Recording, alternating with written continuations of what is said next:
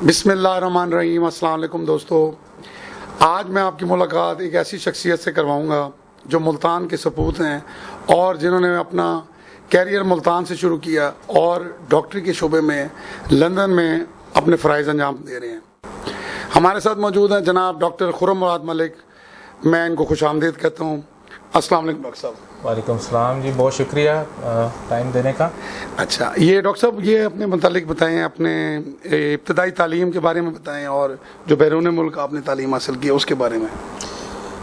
मैंने देखें जी, मुल्तान ही से मेरा आगाज़ है। मैंने यहाँ पे फेडरल पब्लिक स्कूल से अपना मैट्रिक किया और उसके बाद मैंने FSC बोसन रोड कॉलेज और फिर निश्तर से मेरी MBBS मुकम्मल हुआ और फिर मैंने एक तवील अरसा निश्तर में काम किया, अमराज निस्वां ज़चकी में। और उसके बाद मैं बरतानिया चला गया फॉर हायर एजुकेशन। वहाँ से मुझे मौका मिला कि मैंने इस वक्त लंदन के सबसे बड़े मैटरनिटी हॉस्पिटल और बरतानिया का तीसरा बड़ा हॉस्पिटल है क्वींस हॉस्पिटल रॉमफोर्ड, वहाँ से अपने काम का आगाज़ किया। और फिर उसके बाद मैंने जो मेंबरशिप एग्ज़ाम है royal college of obstetricians and gynaecologist उस की डिग्री हासिल की और अपना शौक़ पूरा किया, क्योंकि मैं आगे मेरा स्पेशल इंटरेस्ट था वो फर्टिलिटी, जो कि अमराज जो आपके बांझपन से जो है रिलेटेड, तो उससे मैंने आगे फर्दर ट्रेनिंग की। तो इस दौरान मैं अक्सर औक़ात पाकिस्तान आता हूँ और बहुत ज़्यादा फ्रीक्वेंट आता हूँ अपने वालिदैन को मिलने, और मैं मुल्तान में भी जो है कंसल्टेशन करता हूँ और मरीज़ों का इलाज करता हूँ। जैसे कि ड्यूरिंग माई दिस स्टे, अभी मैं कुछ दिनों के लिए यहाँ पर था, मैंने अपने मरीज़ों का जिन्होंने मुझसे रब्ता किया मैंने उनका इलाज किया और अल्हम्दुलिल्लाह मैं बहुत सेटिस्फाइड हूँ, बहुत खुश हूँ कि मैं इस इलाके में भी खिदमत कर रहा हूँ। बतौर गायनाकोलॉजिस्ट काम कर रहे हैं, तो सिर्फ ये गायनी के शोबे में आना जो है ना, ये आपके लिए क्यों हुआ? अच्छा, ये मुझसे अक्सर ये सवाल किया गया है कि एज अ मेल आप गायनाकोलॉजिस्ट क्यों बने। तो सबसे बड़ा इन्फ्लुएंस जो मेरी ज़िंदगी में है, मेरी शख्सियत में, मेरी वालदा का है।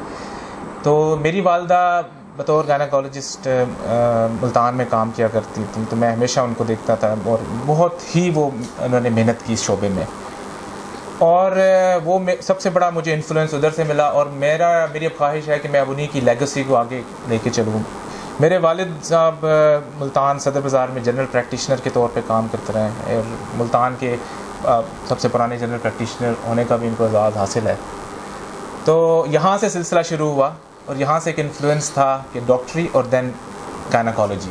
जी डॉक्टर साहब, मैं अब जो है बड़ा अहम सवाल आपसे कर रहा हूँ और हमारी गुफ्तगू का जो है ना मरकज़ भी यही है कि जो बच्चे अब डॉक्टर बन रहे हैं, पार्ट 1 कर रहे हैं या MBBS कर रहे हैं, बायोटेक्नोलॉजी में हैं या B फार्मेसी में हैं, वो बरतानिया और यूरोप जाना चाहते हैं हायर स्टडीज़ के लिए, तो वो क्या अपने साथ स्किल्स लेके जाएं, क्या वो स्पेशल तालीम लेके जाएं कि वहाँ जाएं तो उनको उसका फ़ायदा हो और कोई सरप्राइज़ वहाँ जाके ना मिले? जी नहीं, ये बहुत अच्छा सवाल है और इस पर मैं भी बल्कि अपनी राय देना चाहूँगा। सबसे पहले तो ये है कि कोई भी है, ये मेडिकल का अंडर ग्रेजुएट है या पोस्ट ग्रेजुएट है या उसी से रिलेटेड फार्मेसी का, या आप कह रहे हैं जैसे बायोटेक है, तो सबसे पहला जो मेरी वो है उनको हिदायत कि अपनी इंग्लिश को बड़ा इम्प्रूव करें। और सबसे पहला जो रुकावट होती है ना, वो इंग्लिश टेस्ट होता है बरतानिया का, और क्योंकि वो इन शोबे से ताल्लुक़ रखने वाले से बहुत ज़्यादा जो स्टैंडर्ड है ना वो अंग्रेज़ी का, क्योंकि it's a public dealing job. ठीक है, लाइकवाइज मैं डॉक्टर हूँ तो मैं इसमें ये कह सकता हूँ कि शुरू से ही अपनी इंग्लिश, अपनी कम्युनिकेशन बड़े स्ट्रॉन्ग रखें। दूसरे नंबर पे जो मैं बताना चाहूँगा कि एथिक्स बहुत इंपॉर्टेंट है। देखिए, स्किल्स आप अचीव कर लेते हैं, आप पाकिस्तान में रह के आप हर किस्म का आप टेक्निक लर्न कर लेते हैं, लेकिन जो एथिक्स है ना वो शायद हम लोग लैक करते हैं। मैं खुद भी जब बरतानिया गया और उससे पहले मैं 1-1.5 साल अमेरिका भी रहा रिसर्च के लिए, तो मैंने देखा कि हम लोग लैक करते हैं कुछ चीज़ों में जिसमें हमारी एथिक्स हैं। और जब आप काम करते हैं अस्पताल में तो पेशेंट को रिस्पेक्ट और डिग्निटी के साथ देखना, ठीक है। ख़ास तौर पे मैं एज अ गायनेकोलॉजिस्ट हूँ, तो मेरे पास पेशेंट आता है तो मतलब I have a lot of respect for the patient, और उस पेशेंट को बहुत ही मतलब है कि आप समझें कि एक it's very sensitive issue as a खातून, एक मेल अगर देख रहे हैं तो आप समझें कि आप बहुत, वो आपके लिए बच्चा है, ठीक है। आपने उसको हर चीज़ समझानी है शुरू से आखिर तक, और बातें जितनी कर सकते हैं, कम्युनिकेशन इज़ द की। क्योंकि अगर आप टेक्निकली लैक कर जाते हैं बट कम्युनिकेशन में अगर आप बड़े स्ट्रॉन्ग होते हैं तो पेशेंट जो है वो बड़ा खुश होकर जाता है, ठीक है। कम्युनिकेशन में आप स्ट्रॉन्ग नहीं होते और आप टेक्निकली वेरी साउंड भी हों, ठीक है, पेशेंट आपका सेटिस्फाइड नहीं होता। तो अपनी, मैं ये चाहूँगा कि अपनी कम्युनिकेशन, और जहाँ मैंने एथिक्स की बात की है, एथिक्स हमारे डॉक्टरों को मैंने देखा है कि बरतानिया में बड़े मसाइल हुए हैं, और वो हम जो बहुत छोटी बुनियादी चीज़ों को समझते हैं कि यार ये खैर है, ये इतनी कोई अहम नहीं है, जैसे कि डॉक्यूमेंटेशन करना होता है, ये बड़ी अहम है। तो अपनी डॉक्यूमेंटेशन पे लिखें कि मैंने इस मरीज़ को देखा, तो मैंने इस मरीज़ को इस इन द प्रेजेंस ऑफ, जैसे अगर खातून पेशेंट है, अगर आप शैपरॉन एक होता है जिसमें यह कि आपने एक नर्स को साथ खड़ा किया है और आपने उसकी मौजूदगी में देखा, एक अच्छा लगता है कि आप अकेले कोई पेशेंट को एग्जामिन करते हैं या उससे कोई पर्सनल हिस्ट्री लेते हैं, इंस्टेड ऑफ दैट आप किसी नर्स की मौजूदगी में लें, तो मरीज़ भी इसमें कंफर्टेबल होता है। तो इसके अलावा ऑनेस्टी अपने शोबे में, वहाँ के हस्पताल जो है ना, मैं अपने हमेशा कोलीग्स को यहाँ पे कहता हूँ, जो लोग मेरे कोलीग ऑलरेडी वहाँ कर रहे हैं उनको पता है, वहाँ के अस्पताल ऐसे हैं जहाँ जैसे कि मसाजिद हैं। हम उतने ही ईमानदार होते हैं जैसे हम मस्जिद में होते हैं कि यार अल्लाह हमें देख रहा है, माशाअल्लाह माशाअल्लाह। तो इस जज्बे के साथ हम वहाँ पर काम करते हैं। और जो लोग हैं वो डॉक्टर पे वहाँ पर एक अंधा एतमाद है, जो आपके मुँह से बात निकलती है मरीज़ के लिए वो हरफ आखिर होता है, ठीक है ना। तो इसलिए आप उतने ही ऑनेस्ट हों कि आप समझें कि आप मशवरा दे रहे हैं जैसे आप अपने ज़ाती फैमिली मेम्बर को दे रहे हैं मशवरा, और मतलब उसमें honesty in terms of giving that medical advice, honesty in terms of seeing a patient, professional relation होता है आपके कॉलीग्स के साथ। कोई ये नहीं है कि मरीज़ बैठा है तो वह हंस गपियाँ लग रही हैं, और ये वो कभी नहीं हुआ। कभी मेरे वार्ड में या मेरी क्लिनिक में ये नहीं हुआ कि मरीज़ बैठा है तो कोई हम लोग नॉन प्रोफेशनल गुफ्तगू या फोन आ जाए, मोबाइल उठा ले, नेवर, कोई ऐसा कल्चर नहीं, never, unless it's an emergency. Otherwise मतलब मैंने कभी मरीज़ देखते हुए ये नहीं ज़ाती तौर पे, तो मैं ये है कि मैं ऐसे अच्छा नहीं समझता कि मरीज़ बैठा है और आप उठा के और फ़ोन पे गुफ्तगू करना शुरू हो जाए।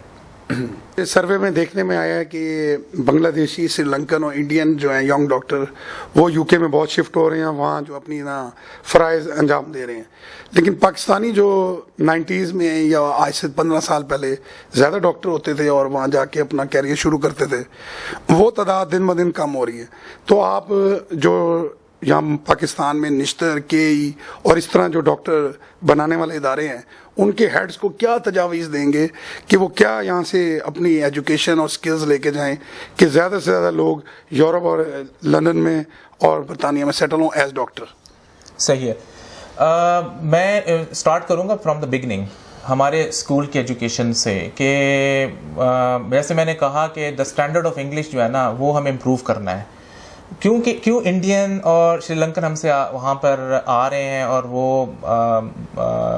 GMC से रजिस्टर्ड हो जाते हैं और बड़ी जल्दी जॉब्स कर देते हैं बगैर क्वालिफाइंग एग्ज़ाम्स। एक तो उनके स्टैंडर्ड ऑफ इंग्लिश बहुत अच्छा है कंपेयर टू अनफॉर्चुनेटली हमारा। दूसरा, उनकी ट्रेनिंग का लेवल अब बहुत ऊपर चला गया है, ठीक है। जैसे कि मैं अमराज़ निस्वा और ज़िंदगी में जब था एज अ गायनेकोलॉजिस्ट, जब मैं ट्रेनिंग ले रहा था निश्तर में भी और मैंने शेख ज़ायद लाहौर में भी, तो कुछ स्पेसिफिक चीज़ें थी हमारी, हम लोग उसी ही से ज़्यादा हम लोग नहीं सीख पा रहे थे। इसमें हमारे उस्ताद का कोई कसूर नहीं है, उनकी वो रहनुमाई है।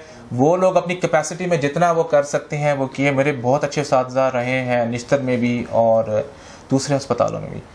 तो लेवल ऑफ ट्रेनिंग को इम्प्रूव किया है श्रीलंका ने, जो कि मैंने देखा है कि उनके डॉक्टर्स आते हैं और वो जो हमारे डॉक्टर्स के मुकाबले में वो ज़्यादा स्किल्ड होते हैं, और वो आते साथ ही उनको क्वालिफाइंग एग्ज़ाम्स भी नहीं देने पड़ते, और वो एक ख़ास लेवल पे काम शुरू कर देते हैं। इस प्रोग्राम एक है जो कि उन्होंने डॉक्टर्स के लिए शुरू किया है बरतानिया ने, वो MTI program, medical training initiative program. ये ख़ास तौर पे गायनेकोलॉजी के डॉक्टर्स के लिए बात कर रहा हूँ क्योंकि मैं भी उसी प्रोग्राम के थ्रू गया था। उसमें भी जो सबसे बड़ा हर्डल आया हमारे पाकिस्तानी डॉक्टर्स को, वो इंग्लिश के एग्ज़ाम का आया। उस वक्त IELTS के नाम से होता था, अब वो OET के नाम से है। और उसमें क्योंकि बहुत हाई स्टैंडर्ड चाहिए होता था तो वो हमारे जो है ना लोगों को प्रॉब्लम होती थी, they find it difficult to get that standards. तो लेकिन अब बहुत सारे लोगों ने विदाउट एनी उसमें पास किया है, कोई इनको प्रॉब्लम नहीं हुआ। तो ये दो चीज़ें हैं, मैं हमेशा मेरा एम्फेसिस यही रहा है कि पहले नंबर पे अपना इंग्लिश का स्टैंडर्ड इम्प्रूव हमें करना है, ठीक है, हम उस लेवल पे लाना है क्योंकि हमारा वहाँ मुकाबला होता है फिर पूरी दुनिया के डॉक्टर से। हम उस स्टैंडर्ड पे लाएं क्योंकि एक जो भारत से या श्रीलंका से आता है या बांग्लादेश से, वो लोग बड़े फ्लुएंट होते हैं अपनी स्पोकन इंग्लिश में। स्पोकन इंग्लिश हमारा जो एक आता है कोई भी यंग डॉक्टर, वो जब उनसे कंपेयर करें तो वो they are more confident. I am not talking about accent, ठीक है ना, उनका एक्सेंट फर्क हो भी सकता है लेकिन उनकी जो स्पोकन इंग्लिश होती है वो ज़्यादा बेहतर होती है। तो शायद मैं ये समझ रहा हूँ कि ये एक बुनियादी फ़र्क है, ये इतना बड़ा फ़र्क नहीं है लेकिन एक बुनियादी और एक वन ऑफ द मेजर से आप कह सकते हैं कि। तो बाकी वही आपने कहा कि मेरी इनको राय अब ये है कि अब तो ग्लोबल हो गया दुनिया, वर्चुअल कोर्सेज होते हैं, ऑनलाइन ट्रेनिंग्स होती हैं। जो यहाँ पाक मुल्तान में बैठा है वो भी UK का सिस्टम देख रहा होता है। तो मैं अगस्त में मेरा दोबारा चक्कर लगना है, तो मेरी एक है इंशाल्लाह, एक मेरा प्लान है कि यहाँ पे एक नया हॉस्पिटल बन रहा है प्राइवेट सेक्टर में, तो वहाँ पर मैं वहाँ पे लेक्चर डिलीवर करूँ और होपफुली मेरा अपना जो अस्पताल जहाँ से मैंने इब्तदाई ट्रेनिंग ली निश्तर, वहाँ पे भी एक लेक्चर दूँ और उनको डिफरेंस जो है वो बरतानिया की प्रैक्टिस का और जो पाकिस्तान की प्रैक्टिस का वो मैं जैसे रिफ्रेशर कोर्स होते हैं मिनी, बिल्कुल ये प्लानिंग में है आपके? बिल्कुल प्लान में है। मैं इसको इंशाल्लाह अगस्त में इसको इम्प्लीमेंट करूँगा और ये in the form of presentation. जी डॉक्टर साहब, गायनी के हवाले से निश्तर की अगर गायनी हो, शेख जायद लाहौर हॉस्पिटल की गायनी हो, और कैसे हम इनको इम्प्रूव करके और इसको क्वींस हॉस्पिटल रॉमफर्ड इंग्लैंड के गायनी के शोबे और वहाँ के लेबर रूम और वहाँ की फैसिलिटीज़, इनको वहाँ तक ले जाने के लिए हमें क्या इकदाम उठाने पड़ेंगे? देखें, अपना जो फर्स्ट ऑफ ऑल जो हेल्थ सर्विसेज है ना, अगर आप पाकिस्तान की हम हेल्थ सर्विसेज कंपेयर करते हैं या पाकिस्तान के अस्पतालों को करें बरतानिया के, अमेरिका के अस्पतालों में, सबसे बड़ा जो फ़र्क है वो है प्रायोरिटी। हेल्थ सर्विसेज जो है ना वो is a number 1 priority in the western countries, ठीक है। सबसे ज़्यादा बजट जो है ना वहाँ पे हेल्थ और एजुकेशन को दिया जाता है। और मुझे नहीं पता कि पाकिस्तान में क्या फिगर है, हमारा कितना बजट, कितने % जाता है हेल्थ को इस वक्त, ठीक है। जब हमारे फंड्स कम होंगे तो हम ज़ाहिर है उस मेयार की सर्विसेज नहीं दे सकेंगे जो इस वक्त बरतानिया के अस्पतालों में दी जा रही है। और मैं हमेशा ये कहता हूँ कि अपने कॉलीग्स को मैं उनसे कहता हूँ कि हम लोग जब यहाँ पे काम करते थे तो हम लोग पेशेंट आया, हमारे पास बेड की शॉर्टेज हो जाती थी, हम एक बेड पे 2 पेशेंट डाल दिए, 3 डाल दिए, ठीक है। आज तक मेरे कैरियर में मैंने कभी बाहर के मुल्क में ये नहीं देखा कि एक बेड पे दूसरा पेशेंट आए। It's very unethical. और आप अगर डाल देते हैं तो ये जो है ना, मतलब you are liable to investigation, वो आपको रिपोर्ट हो जाती है और कंप्लेंट हो जाती है आपके साथ। तो मैं तो नहीं मतलब डालता, जो हमारी मैनेजमेंट होती है ये उनका काम होता है बेड के अलॉटमेंट। दूसरे नंबर पे ये है कि बजट एलोकेशन, अब जैसे नेशनल हेल्थ सर्विसेज NHS है UK में, उसका बहुत ज़्यादा बजट है। I heard about 140 billion great Britain pounds. और जो वहाँ पर लोग जो काम करते हैं, ज़ाहिर है जो उनकी जो लेट्स से वहाँ पर जो डॉक्टर है, अगर वो जितना भी इनकम है उसकी 40% उसकी जो इनकम है वो टैक्स में जाती है और उसका मेजॉरिटी जो पोर्शन है वो आपके हेल्थ सर्विसेज को जाता है। तो उसी तरह से देख लें कि वहाँ पे मयार बहुत बेहतर है, वहाँ पे इमरजेंसी हेल्थ सर्विसेज बहुत बेहतर हैं, एम्बुलेंस सर्विसेज उनकी हैं, उनकी एक्सीडेंट्स इमरजेंसी जो A&E जो ER है टॉप ऑफ द क्लास है जी। तो हमें प्रायोरिटी चेंज करनी है कि हम अपना बजट को बढ़ाएं, हेल्थ को प्रायोरिटी दें। हेल्थ अच्छी है तो एक अच्छी नेशन उभरेगी। बहुत शुक्रिया, बहुत ही आपने डिटेल से बताया है। एक मेरा जो आपने टेक्निकल सवाल तो तकरीबन सारे बहुत अच्छी तरह जवाब दिया है। एक बड़ा ही सादा सा सवाल एक आम पाकिस्तानी का है कि आम पाकिस्तानी के जब वो कोई डिलीवरी के करीब होता है तो किसी अच्छे हॉस्पिटल में जाते हैं, ख़ास तौर पे प्राइवेट हॉस्पिटल में, तो वहाँ जाते एक माहौल ही और तरह का हो जाता है कि जी आपकी वाइफ को ख़तरा है, आने वाले बच्चे को ख़तरा है, यहाँ लिखते हैं ऑपरेशन होना है, छोटा ऑपरेशन होना है, बड़ा ऑपरेशन होना है, इस तरह की बातें हो रही होती हैं। तो ये बताएं कि ये जो है माहौल हमारा, अगर हम बरतानिया से कंपेयर करें तो वहाँ जो इस तरह जाते हैं at the time of delivery, क्या सिनेरियो में क्या फ़र्क है?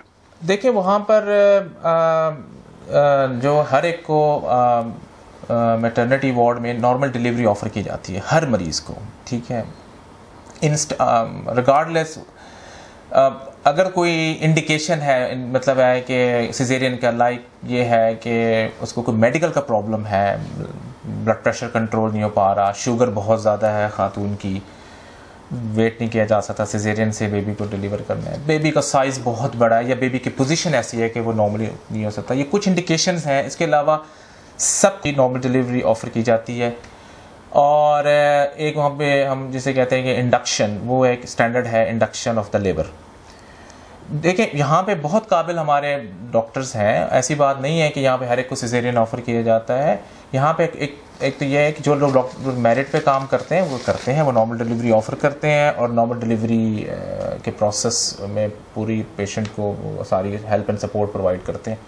ऐसी बात नहीं है कि यहाँ पर ये, हाँ थोड़ा सा हमारा कल्चरली डिफरेंस है कि क्योंकि हमारे बहुत सारे प्राइवेट सेक्टर में पेशेंट जो है ना वो कहता है जी मेरा आप सिजेरियन कर दें, ठीक है ना, या हमारे पास थ्रेशहोल्ड जो है ना वो सिजेरियन का बड़ा लो होता है यहाँ पर, ठीक है, रिस्क कम लिया जाता है।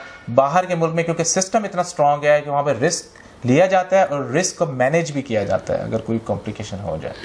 एक छोटी सी बात और पूछनी है कि लेबर पेन ना हो ऐसे, या इंजेक्शन भी पाकिस्तान में ये भी एक कल्चर है कि फीमेल्स खुद कहती है हमें ऐसे आप इंजेक्शन लगा दें लेबर पेन ना हो, ऐसा इस बारे में बताइए। ये होता है एपिड्यूरल, ये एपिड्यूरल एनेस्थीसिया होता है, ये एक पुरानी टेक्निक है। ये जो है एपिड्यूरल से it's a pain free delivery, but it has been in the practice for many years. तो ये कोई नया तरीका नहीं है। एपिड्यूरल वहाँ पे भी यूज़ है, एपिड्यूरल पाकिस्तान में भी हम अस्पतालों में यूज़ कर रहे हैं और ये बहुत अच्छा तरीका है। हम हर पेशेंट को बरतानिया में लेबर वार्ड में एपिड्यूरल ऑफ़र करते हैं।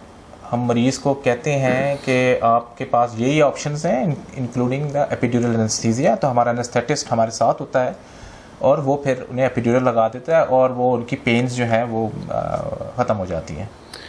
एज ए गायनोकोलॉजिस्ट आपकी स्पेशलिटी जो है वो बांझपन के हवाले से उसके इलाज के है, तो अब आपके क्या नेक्स्ट क्या मंसूबे हैं कि पाकिस्तान में आप बांझपन और इसके हवाले से जो नेक्स्ट क्या आपके जो है प्लान्स हैं कि यहाँ जो आप आके क्या खिदमत अंजाम देना चाहेंगे? देखिए मैंने 2010 से पाकिस्तान में ना बांझपन के पेशेंट्स देखना शुरू किए और बांझपन का जो रेट है वो है 1 in 7 कपल्स, यानी हर 7वें में से एक कपल को जो है ना वो बांझपन। ये पाकिस्तान का फिगर बता रहे हैं? ये वर्ल्ड वाइड ये है। अच्छा। ये हमारे पास ना डाटा, ठीक है, और and I am very much sure कि पाकिस्तान में शायद इससे थोड़ा सा ज़्यादा ही है क्योंकि because of the environmental factors, food practices और अदर फैक्टर्स जो हैं। जाहिर है कि हमारे पास लैक ऑफ रिसोर्सेज भी हैं, ट्रीटमेंट भी है, पेशेंट जो है वो इनिशियली कंसल्ट भी नहीं करता जी। तो एक तो ये हो गया, शुरू में जब मैं मरीज़ देखा करता था तो मैं एक कैंप मुल्तान शहर से बाहर भी लगाता था।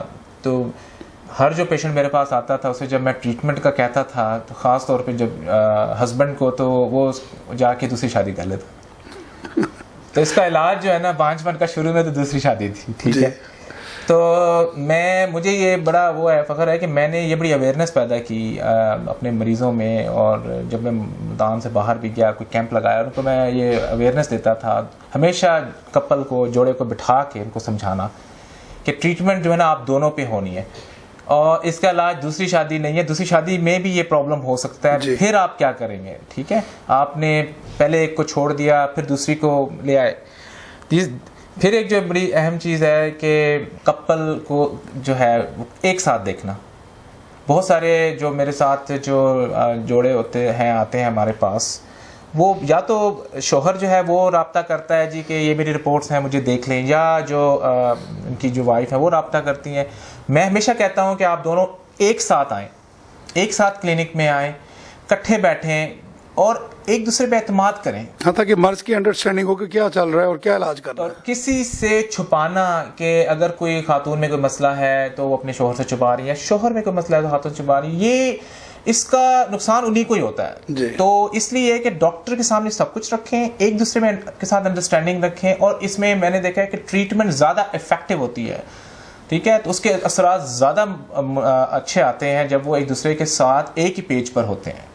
ठीक है, तो ये मेरी एक वो है कि हमेशा जो है ना कभी अकेले, और जब मैं बरतानिया में अपने मरीज़ों को देखता हूँ तो मैंने हमेशा यही कहता हूँ कि अगर खातून अकेली आई हैं तो मेरा नेक्स्ट क्वेश्चन होता है कि वेयर इज़ योर हस्बैंड और वेयर इज़ योर पार्टनर। ठीक है, तो अच्छा, कभी भी कोई रिपोर्टें मतलब शोहर की जो है ना उनकी वाइफ को नहीं दिखाई शोहर की इजाज़त के बगैर, और कभी वाइफ की रिपोर्टें शोहर को नहीं दिखाई वाइफ की इजाज़त के बगैर।